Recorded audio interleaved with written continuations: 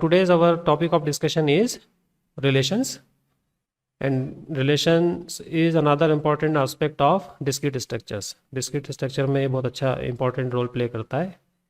So पहले set आता है, उसके बाद में आते हैं रिलेशंस, क्योंकि रिलेशंस के लिए सेट थ्योरी का नॉलेज होना जरूरी है.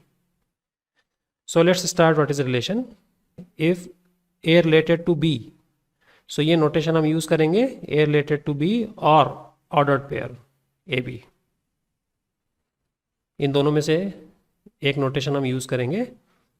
ठीक है. If an element a of a set is related to an element b of some other set b, then it is written like this.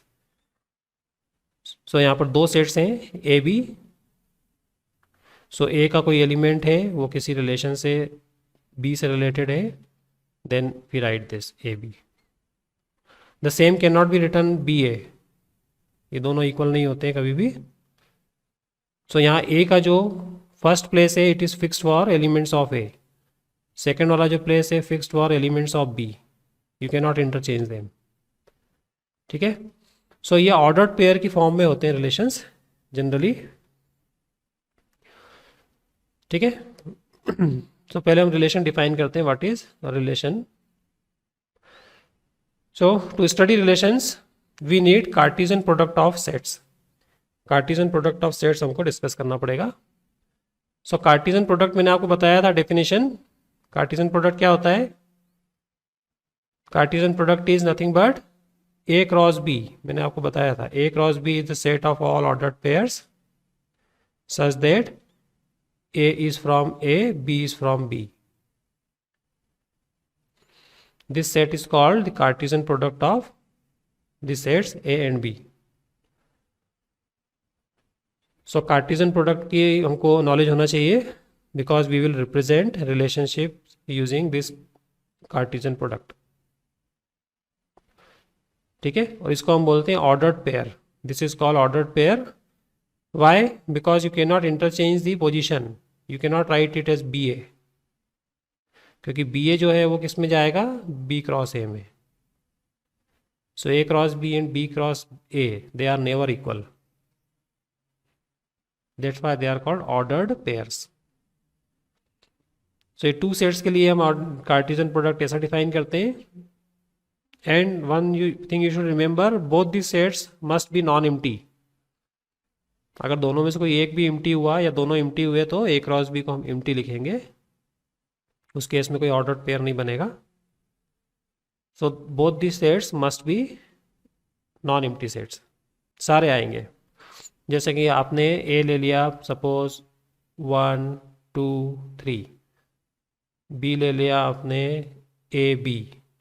So A cross B अगर कोई लिखेगा तो ए क्रॉस बी में पहले ए का एलिमेंट 1 के साथ में दोनों पेयर बनेंगे, 1A, 1B.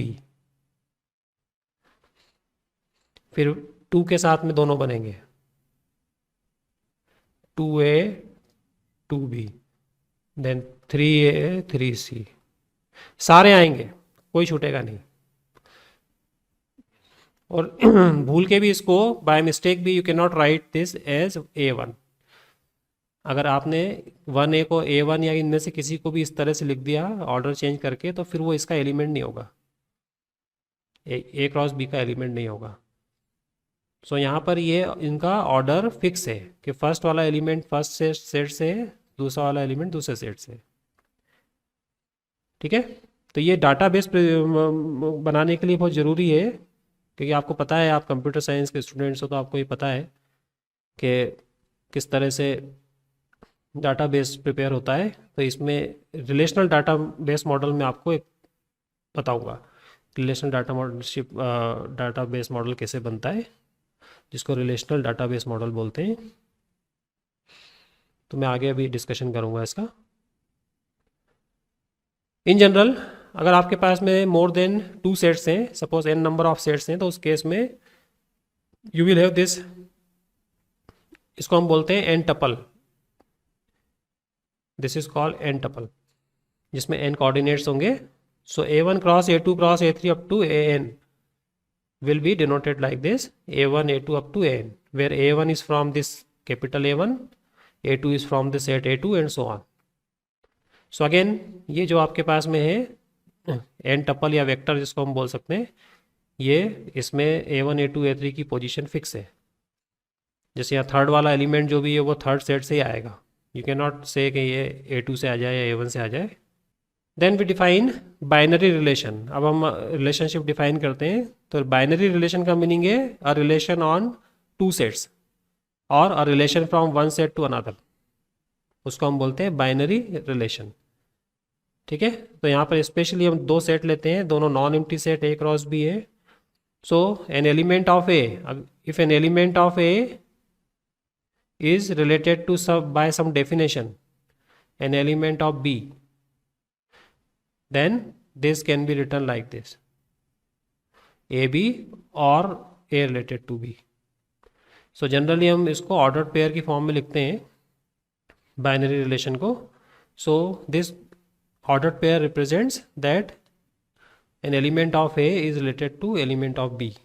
That's why this is a subset of A cross B. Because सारे एलिमेंट्स जो हैं वो आपस में रिलेटेड होना ज़रूरी नहीं है, कुछ एलिमेंट्स रिलेटेड हो सकते हैं. इसीलिए जो रिलेशन का सबसेट है वो रिलेशन का जो सेट आएगा या set of all ordered pairs, उसका सबसेट होगा रिलेशन. सो अ रिलेशन और binary relation R from A to B is a subset of A cross B. तो A क्रॉस B का ये सबसेट होगा. ओके. जैसा मैंने अभी बताया था आपको कि सपोज हम ले लें for example, if I take 1 3 4 6 8 और फिर मैंने ले लिया B सेट ले लिया यहाँ से 2 4 7 suppose. And if I define A related to B if and only if, इसको इस तरह से डिफाइन करते हैं हम. अब रिलेशन की डेफिनेशन देना है. A plus B is E1. कैसे डिफाइन किया relation? A related to B, इस सेट का कोई एलिमेंट B से रिलेटेड है if A plus B is E1. So कौन कौन से सेट आएंगे या कौन कौन से ऑर्डर्ड पेयर्स आएंगे? A plus B is E1. So इस 1 को हम चेक करेंगे कि इसका किसके साथ में सम E1 है. सो 1 प्लस 2 E1 है क्या? 1 4 भी नहीं है, सीधा 1 7 आएगा. तो इसमें एक ही एलिमेंट आया 1 7 जो 1 के साथ में. अब 3 के साथ में हम चेक करेंगे. 3 2 E1 नहीं है, 3 4 भी नहीं है, 3 7. फिर हमने 4 के साथ में चेक किया, 4 2 E1 है, so we write 4 2. Then 4 4 is also E1. 4 7 not E1. Okay. फिर 6 को चेक किया हमने, 6 2 देन 6 4. फिर हमने 8 को चेक किया, 8 2 and 8 4. That's all.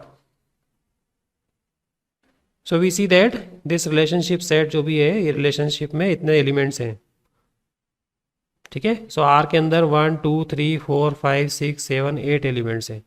While if you see A cross B, अगर A क्रॉस B फाइंड करें तो कितने एलिमेंट्स आएंगे? इसमें सारे होंगे 1 2 1 4 1 7 एंड सो ऑन. लास्ट में आएगा 8 7. टोटल जो एलिमेंट्स हैं वो कितने होंगे इसमें? 1 2 3 4 5 एंड 3. सो 5 इंटू 3 15 एलिमेंट्स होंगे A क्रॉस B में. बट रिलेशन में कितने एलिमेंट्स आए हैं? 8.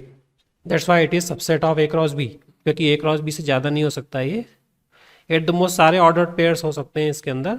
सो relationship is always subset of A cross B. So binary relation means a subset of A cross B. A binary relation R from A to B is subset of A cross B. May be empty. R may be empty. हो सकता है कोई elements ऐसे हो जो आपस में इस डेफिनेशन को सेटिस्फाई नहीं करते हो. एम्प्टी भी हो सकता है. R may be equal to A cross B. ये दोनों पॉसिबिलिटी हो सकती है इसमें. और R is equal to A cross B.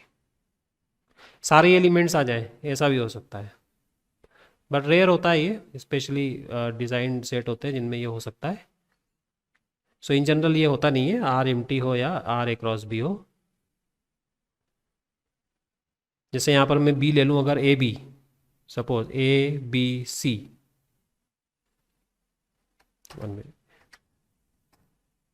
जैसे यहाँ पर हम एक नया सेट ले लें सी, सी में ए बी सी एलिमेंट ले लिए और डेफिनेशन सेम रखी मैंने, A related to B, element ले लो बी, या X related to Y, X related to Y if and only if X plus Y is even.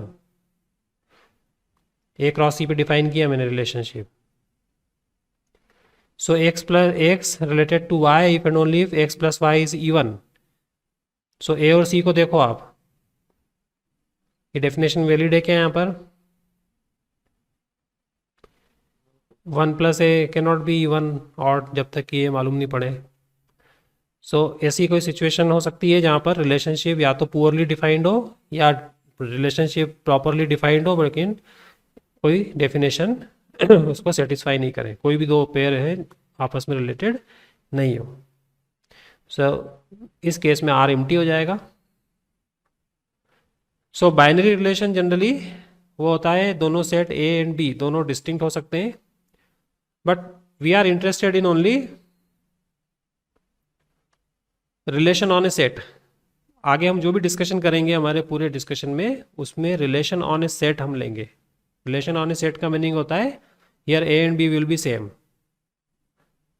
That means हमारे पास एक सेट होगा पूरा, उस सेट के अंदर जो एलिमेंट्स हैं उनको हम आपस में रिलेशनशिप इस्टेब्लिश करेंगे, तो इसको हम बोलते हैं relation on a set A. ये बाइनरी रिलेशन होता है ये।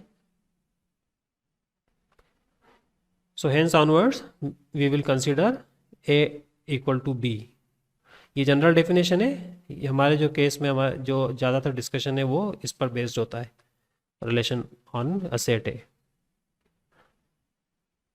ठीक है, तो इसको हम बोलते हैं relation on set. Similarly we can define n ary relation, ये डाटाबेस प्रिपरेशन में काम आता है N ary relation where A1 A2। हाँ बोलो, इसमें कोई डाउट है? लिखने की जरूरत ही नहीं है, वीडियो देखो तुम तो, लिखने की क्या जरूरत है, तुम बस समझ लो उसको। सो यहाँ एन अरे रिलेशन जो होते हैं उसमें we have n sets. So distinct हो सकते हैं, सेम हो सकते हैं। So A1 A2 up to AN B non empty sets. So n ary relation जो होता है वो इस तरह से होगा, R is subset of A1 cross A2 up to cross AN। और ये जो एन अरे रिलेशन है ये बहुत इंपॉर्टेंट रिलेशन होता है, इसकी बेस हेल्प से हम डाटाबेस प्रिपेयर करते हैं। मैं एक छोटा सा आइडिया आपको देता हूँ जो कैसे होता है, कि जैसे आपके पास में बैंकिंग सिस्टम में अगर आप जाओगे तो बैंकिंग सिस्टम में क्या होता है, किसी भी कस्टमर के बहुत सारे फील्ड होते हैं। जैसे उसका नेम है, नेम इज़ ए फील्ड, ठीक है। सो किसी भी उसमें रिकॉर्ड में जो फर्स्ट प्लेस हो सकता है वो होता है नेम, ठीक है। सेकंड प्लेस हो सकता है कि उसका मोबाइल नंबर हो, थर्ड प्लेस हो सकता है date of birth, fourth place हो सकता है उसका फादर्स नेम, फिफ्थ प्लेस हो सकता है कि उसका जो भी है pan card number, and so on. जैसे बहुत सारे एन नंबर ऑफ फील्ड्स होते हैं, उनको इस तरह से हम रिप्रेजेंट करते हैं। सो ऑर्डर्ड पे जो भी पेयर है वो इस तरह से एक रिकॉर्ड हो गया, ये किसी पर्सन का रिकॉर्ड हो गया। सो ये आप बोल सकते हो उसको कि ये फर्स्ट रिकॉर्ड है। तो फर्स्ट रिकॉर्ड में पर्सन का नेम आ गया, मोबाइल नंबर आ गया, उसका फादर्स नेम आ गया, मदर्स नेम भी हो सकता है, Aadhaar card, PAN card, pin code, address, and so on, ठीक है। तो अब ये डाटा बेस में अगर इस डाटा को स्टोर कर दिया आपने, सपोज डाटा में बेस में इसको स्टोर कर दिया, तो स्टोर करने के बाद में इसको रिट्रीव करना है। क्या चाहिए आपको, रिक्वायरमेंट क्या है उसके लिए? इसको हम टेक्निकली बोलते हैं की और एड्रेस। तो की जो होती है, ये की जनरली इन फील्ड में से एक फील्ड होगा, इनमें से किसी एक फील्ड को हम की बना लेंगे तो उसको जैसे आपने इन फील्ड में से एक कोई भी फील्ड को आपने की बनाया, तो अगर एक ही फील्ड को बना रहे हो तो वो होता है यूनिक की। तो यूनिक की इन फील्ड में से क्या हो सकता है? क्या नेम यूनिक की हो सकता है? किसी पर्सन का नेम, पैन कार्ड हो सकता है, आधार कार्ड हो सकता है, मोबाइल नंबर हो सकता है क्या की? जैसे आधार कार्ड है, आधार कार्ड में अगर मोबाइल नंबर से सर्च करना हो तो एक मोबाइल नंबर पे ढेरों आधार कार्ड हो सकते हैं। घर हो सकता है कि घर में 4 लोग हों, उन्होंने एक ही मोबाइल नंबर दिया हो सकता है ना सर। बैंकिंग में आप जाते हो तो बैंकिंग में भी जनरली क्या होता है, 2-3 अकाउंट में एक ही नंबर दे रखा है। फादर का नंबर है वो आपके अकाउंट में, आपकी मदर के, आपके दूसरे सभी घर सदस्यों के इसमें एक ही अकाउंट मोबाइल नंबर दिया हुआ है। सो मोबाइल नंबर जो है वो यूनिक की नहीं हो सकता है। नेम भी नहीं हो सकता है, क्योंकि किस दो लोगों का नेम एक जैसा हो सकता है। फादर्स नेम भी कई बार एक जैसा हो सकता है। ठीक है। तो कई बार आपके पास में जब लार्ज नंबर ऑफ रिकॉर्ड्स होते हैं तो फिर आपको उस केस में एक यूनिक की बनाना डिफ़िकल्ट हो जाता है। पर जनरली आजकल तो यूनिक की जिसको बोलते हैं कस्टमर आईडी, तो कस्टमर आईडी आजकल एक यूनिक की होती है। तो सब कोई भी कस्टमर होता है उसको एक कस्टमर आईडी दे देते हैं, तो बैंकिंग के रिकॉर्ड में वो कस्टमर आईडी जो है उसका यूनिक की हो जाता है। मान लो कोई पर्सन कस्टमर आईडी भूल गया, नहीं हो याद है उसको, तो फिर उससे अकाउंट नंबर पूछा जाता है कि चलो अकाउंट नंबर बताओ। अकाउंट नंबर भी नहीं याद है उसको, तो चलिए आपका रजिस्टर्ड मोबाइल नंबर बताओ। रजिस्टर्ड मोबाइल नंबर से देखा तो उससे भी 2-3 अकाउंट आ रहे हैं, कौन सा वाले अकाउंट चाहिए आपको, तो कुछ और इन्फॉर्मेशन हो सकता है, पैन नंबर। तो इस तरह से इनमें से एक या एक से ज़्यादा फील्ड्स को की तरह यूज़ कर सकते हैं। तो एक तो होती है यूनिक की और दूसरी होती है कंपोजिट की। कभी सुना है आप लोगों ने कंपोजिट की? सो यूनिक की अगर नहीं है तो कंपोजिट की होगी। कंपोजिट की का मीनिंग होता है कि एक या एक से ज़्यादा फील्ड जब इसमें कंबाइन कर लेते हैं हम, सो उसको हम एज ए की तरह यूज़ करते हैं। तो आजकल आपने देखा होगा कि आप मोबाइल कहीं बैंकिंग में या कहीं फ़ोन करते हो तो वो मोबाइल नंबर तो पूछते ही हैं, साथ में आपका डेट ऑफ बर्थ पूछते हैं, पैन नंबर बताओ, आधार नंबर बताओ, फिर इन्फॉर्मेशन उनके स्क्रीन पे दिखाई देती है। आजकल ऐसा नहीं होता है कि वो एक आपने मोबाइल नंबर से फ़ोन किया और बोला मोबाइल नंबर से चेक कर लो, रिकॉर्ड खुलता ही नहीं है जब तक कि कस्टमर मोबाइल नंबर नहीं दे, पैन नंबर नहीं बताए, आधार नंबर नहीं बताए, कस्टमर आईडी नहीं बताए। तो आजकल हर डाटाबेस में रिकॉर्ड में कंपोजिट कीज़ होती है, सिंगल की यूज़ नहीं करते हैं generally, composite key, just for security reason. ठीक है। तो इस तरह से एक रिलेशन डाटाबेस प्रिपेयर करने के लिए डाटा को या रिकॉर्ड को इस तरह से रिप्रेजेंट करते हैं, जिनमें डिफरेंट फील्ड्स होते हैं। सो यहाँ A1 जो है सेट ऑफ ऑल नेम्स हो सकता है, A2 set of all mobile numbers हो सकता है, A3 हो सकता है set of all father's name, तो फादर्स नेम के फील्ड से आ जाएगा। फिर ये सारे यूनिक फील्ड होते हैं, यू कैन नॉट इंटरचेंज के इसको A3 को पहले लिख दिया, A1 को बाद में लिख दिया, क्योंकि यहाँ A1 जो है पर्सन का नेम है वो फिक्स्ड है। तो कई बार ये अगर इंटरचेंज हो गए फादर्स नेम और कस्टमर नेम तो रिकॉर्ड पूरा गलत हो जाता है, जो कि होता है कई बार इंटरचेंज हो जाते हैं। तो रिलेशनल डाटाबेस मॉडल इस तरह से डाटा रिप्रेजेंट करता है, जो भी रिकॉर्ड है उसमें इस तरह से फील्ड बना के, फर्स्ट फील्ड, सेकंड फील्ड, जितने भी पॉसिबल फील्ड्स हैं उनको बना के स्टोर करते जाता है। और स्टोर करने के बाद में उनको लोकेशन फाइंड करना होती है, तो आप कंपोजिट की या यूनिक की जो भी पॉसिबल है उस केस में उससे उसको रिट्रीव कर लेते हैं। ठीक है। तो इस तरह से रिप्रेजेंटेशन जो होता है वो एन अरे रिलेशन की हेल्प से होता है। N is called degree of the relation. So जितने भी यहाँ पर रिकॉर्ड फील्ड होंगे उसको हम डिग्री बोल देंगे। 5 फील्ड से तो 5 डिग्री रिलेशन हो जाएगा, 6 फील्ड से तो 6 डिग्री रिलेशन हो जाएगा। So this is about an ary relation. तो ये नोटेशन से हम लोग इस तरह से रिप्रेजेंट करते हैं रिलेशंस को, जहाँ पर हम ऑर्डर्ड पेयर्स लेते हैं या एन नंबर ऑफ फील्ड्स लेते हैं। And total number of relations कितने होंगे? Total number of elements in A cross B, A cross B में नंबर ऑफ एलिमेंट्स कितने होते हैं? या m इंटू एन। अगर a में m एलिमेंट्स हैं और b में n एलिमेंट्स हैं तो टोटल mn एलिमेंट्स हो जाएंगे a क्रॉस b में।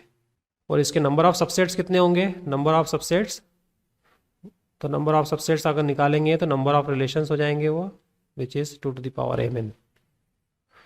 ये पता है आपको, नंबर ऑफ सबसेट्स और number of elements in power set of any given set with n elements 2 to the power n होता है।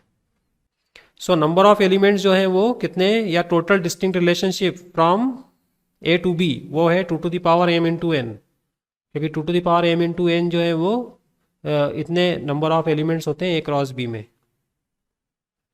तो a क्रॉस b में अगर इतने एलिमेंट्स हैं तो उनके सबसेट्स जो भी हैं वो 2 to the power m into n होंगे। तो total number of relations from a to b वो हो जाएंगे 2 to the power mn। Because एक सिंगल सेट पर आप बहुत सारे रिलेशन डिफाइन कर सकते हो, not only one, you can define many relationships.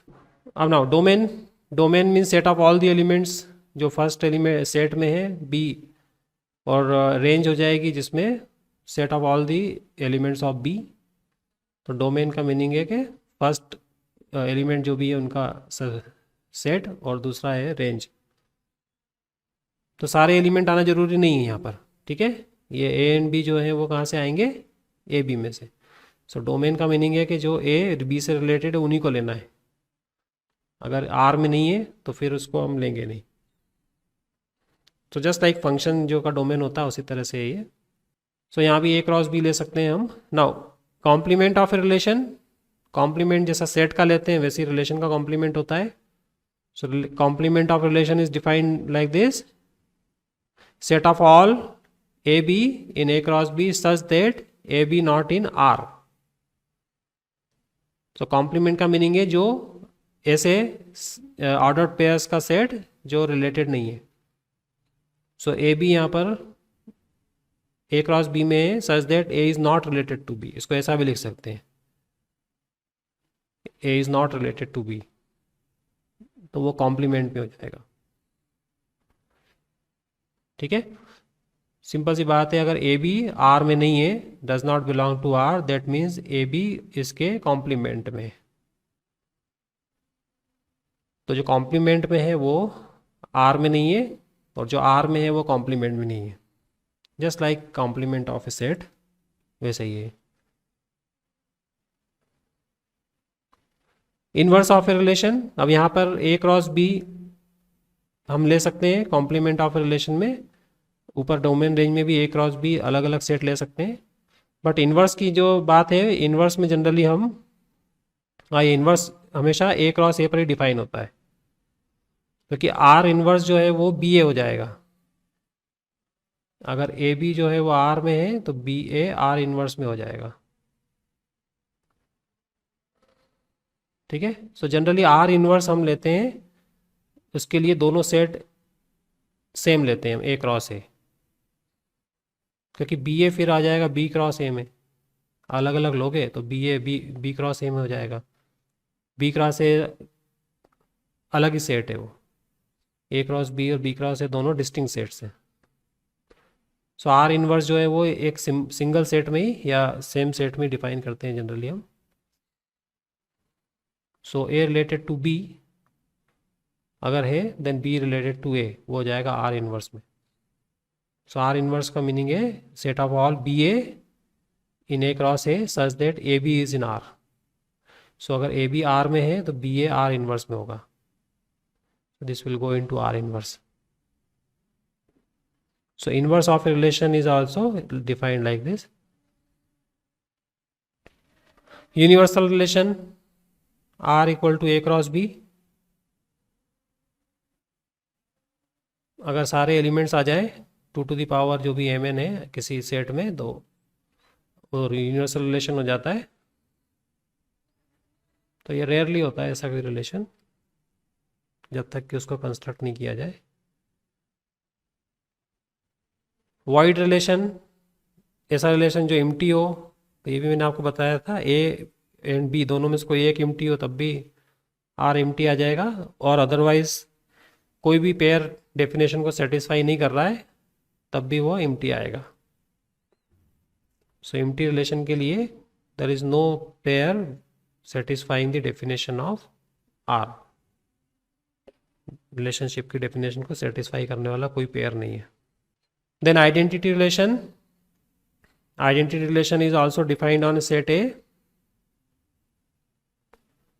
Okay, so R equal to A where A belongs to A. Identity का मीनिंग है ऐसे एलिमेंट जो खुद से खुद रिलेटेड हो. फॉर एग्जांपल जैसे मैंने एक सेट लिया A 2 3 5 and A related to B. इसको मैंने लिया if and only if A divides B. So R में कौन से एलिमेंट्स आएंगे? 2 डिवाइड्स 2, 3 डिवाइड्स 3, 5 डिवाइड्स 5. और कोई पॉसिबिलिटी नहीं है. So in this case R is identity relation. ठीक है, ये समझ में आ रहा है आइडेंटिटी रिलेशन. और मान लो ऐसा हो कि किसी ने 6 रख दिया यहाँ इसके साथ में, आगे एक एलिमेंट 6 रख दिया, तो आप 2 एलिमेंट और आ जाएंगे 2 6 एंड 3 6. इन दैट केस ये आइडेंटिटी रिलेशन नहीं होगा. आइडेंटिटी का मीनिंग है कि इसमें सिर्फ इसी तरह के एलिमेंट्स हों, ए. ठीक है, that is called identity relation. Generally इसको आई से डिनोट करते हैं, आइडेंटिटी रिलेशन. ठीक है, तो ये जो ऊपर मैंने डिस्कशन किया है this is just one representation of relations जिसको हम ऑर्डर्ड पेयर से रिप्रेजेंट करते हैं. Now there are other alternative ways of representing binary relations. कुछ दूसरे तरीके भी हैं जिनमें सबसे ज़्यादा पॉपुलर है मैट्रिक्स रिप्रेजेंटेशन ऑफ रिलेशंस. एक तो है मैट्रिक्स रिप्रेजेंटेशन और दूसरा है डायग्राफ. तो दो मोस्ट पॉपुलर वेज हैं representing the binary relation apart from A be ordered pair. So ordered pair का भी ज़्यादा यूज़ नहीं है. यूज़ जो है मैथमेटिकली मैनिपुलेशन जो है वो मैट्रिक्स का हो सकता है. मैट्रिक्स यूज़फुल है और साथ में डायग्राफ भी यूज़फुल है, डायग्राम जिसको हम बोलते हैं. So other alternative ways of representing binary relations are relation as a matrix. So matrix की फॉर्म में रिलेशन को रिप्रेजेंट करना है अगर, तो फिर आप क्या करोगे? जनरली यहाँ भी हम A क्रॉस A ही लेते हैं, बट A और B दो अलग अलग सेट है सपोज. सो मैट्रिक्स कैसे बनाएंगे इसका? हम A के सारे एलिमेंट्स को हम क्या लिख देते हैं, जैसे column wise up to AM. B के सारे एलिमेंट्स को हम इस तरह से लिख देते हैं B1 B2 B3 up to Bn और मैट्रिक्स बना लेते हैं. So if A1 related to B1 then we write 1 otherwise 0. So यहाँ कोई भी एलिमेंट अगर किसी से रिलेटेड है तो उसकी प्लेस पे हम 1 लिखते हैं otherwise 0. So if AI is related to BJ then इसकी जो एंट्री है AIJ वाली वो हो जाएगी 1 अदरवाइज 0. सो कॉलम वाइज और रो वाइज हम चेक करते हैं कि ये A2 जैसे A3 से रिलेटेड है क्या. सो A2 A3 में रिलेशन है. अगर A2 is related to B3 then we write 1. Similarly A1 is not related to B3 then we write 0. So जहाँ रिलेशनशिप है उसके इंटरसेक्शन पे हम लिख देते हैं 1 और जहाँ रिलेशन नहीं है वहाँ 0. सो इसको हम बोलते हैं मैट्रिक्स रिप्रेजेंटेशन ऑफ रिलेशनशिप्स. और ये M क्रॉस N का मैट्रिक्स बनता है अगर आपने दोनों सेट अलग अलग ले लिए. दोनों सेट डिफरेंट हैं और नंबर ऑफ एलिमेंट सेम है तो आपको स्क्वायर मैट्रिक्स मिलेगा. ओके, सो जनरली हम again we take relation on set A and the matrix is defined like this. So matrix की जो एंट्रीज हैं वो 1 होगी if AI is related to AJ then AIJ equal to 1 and if AI not related to AJ then it is 0. So matrix representation इस तरह से बनेगा.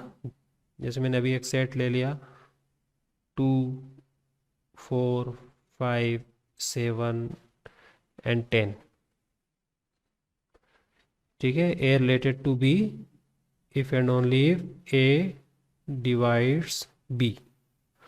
So can you form the matrix?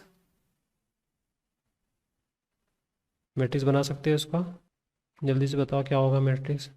2 divides 2 1, 2 divides 4 1, 2 divides 5 0, 2 divides 7 0, 2 divides 8 1, 2 divides 10 1. सो 2 इनमें से किसको divide कर रहा है? 2 को डिवाइड कर रहा है, 4 को, 8 को एंड 10 को. Similarly 4 divides 2 0, 4 divides 4 1, 4 divides 5 0, 0, then 1 0, then 0 0 1 0 0 1, then 0 0 0 7 divides 7 only, 0 0 0, 8 divides 8 and 10 divides 10. So matrix form करना बहुत सिंपल है और इसका बहुत ज़्यादा यूज़ भी है आगे. तो this is one alternative representation of relations. एक तो है ऑर्डर्ड पेयर और दूसरा है मैट्रिक्स. सो कई जगह आपको इस तरह से नहीं दिया होता है रिलेशन की, जो सीधे सीधे मैट्रिक्स दी होती है.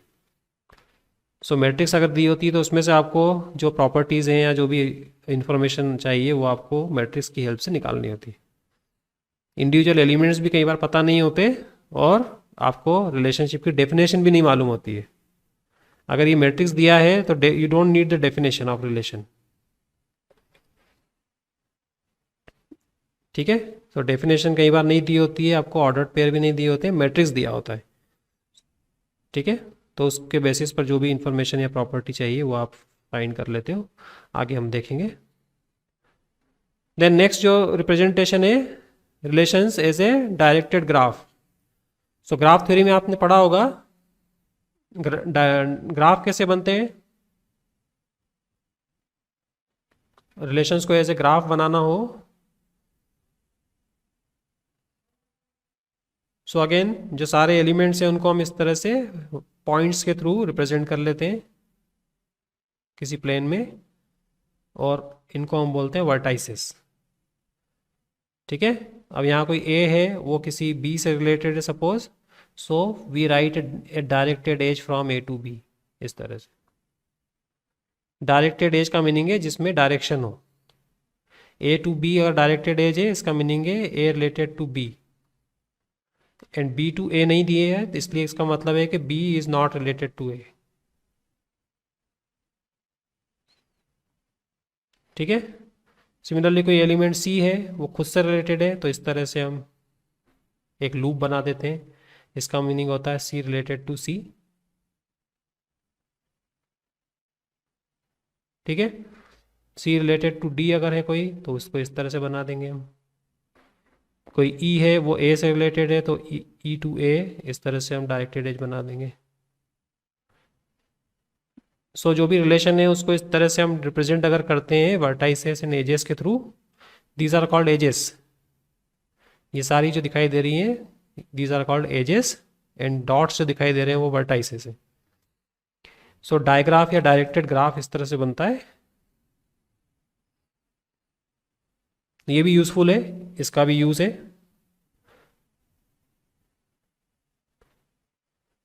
सो again here we take the same set. आप डिस्टिंक्ट भी ले सकते हो बट सेम सेट जनरली हम लेते हैं.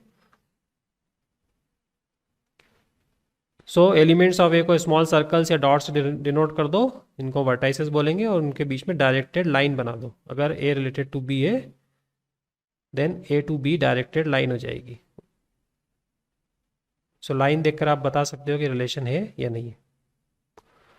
और अगर a to b and b to a दोनों है, so a to b and b to a दो डायरेक्टेड एज होंगी अपोजिट डायरेक्शंस में. सो इसका मीनिंग होता है parallel edges. These are called parallel edges. So parallel का मीनिंग ये नहीं है कि लाइन्स पैरेलल है, two edges in opposite directions. So इसका मीनिंग है a related to b and b related to a, दोनों चीज़ें. ठीक है, डायग्राफ समझ में आया. Then relation as an arrow diagram. Arrow diagram generally हम यूज़ नहीं करते. एरो डायग्राम हम फंक्शन की डेफिनेशन जब समझते हैं तब हम इसको यूज़ करते हैं। जैसे ए और बी दो सेट्स हैं, यहाँ का कोई एलिमेंट इस एलिमेंट से रिलेटेड है तो हम इसको ऐसा लिख देते हैं, ये एरो डायग्राम। सो एरो डायग्राम में दो सेट्स हैं अगर आपके पास ए एंड बी, सो ए के एलिमेंट्स को एक ओवल या सर्कल में लिख देते हैं हम, और बी के एलिमेंट्स को दूसरे ओवल या सर्कल में रख देते हैं, और फिर हम उनके बीच में एरो बना देते हैं। कोई एलिमेंट ए का बी के एलिमेंट से रिलेटेड है तो वी ड्रॉ एन एरो। सो ये ज़्यादा यूज़फुल नहीं है। देन नेक्स्ट जो रिप्रेजेंटेशन है टेबुलर रिप्रेजेंटेशन, जो हम डेली लाइफ में बहुत ज़्यादा यूज़ करते हैं।